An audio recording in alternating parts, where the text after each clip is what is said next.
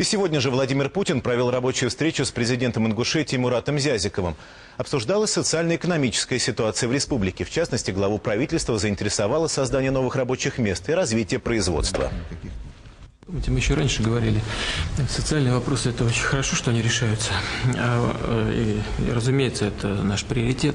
Что касается создания рабочих мест и новых производств, мы с вами обсуждали много раз, имея в виду, что все-таки федеральные средства должны направляться не в последнюю очередь вот по этому направлению. Я хочу особо подчеркнуть, Владимир Ильич, и поблагодарить вас за те социально значимые проблемы, которые с помощью вашего поручения мы смогли выполнить. Это, прежде всего, я хотел бы сказать о том, что идет активная работа в оползневой части. Это Малгобекский район, где в текущем году будет построено 500 жилых домов. В общей сложности мы эту проблему, это проблема 50-х годов прошлого столетия, мы сумеем решить.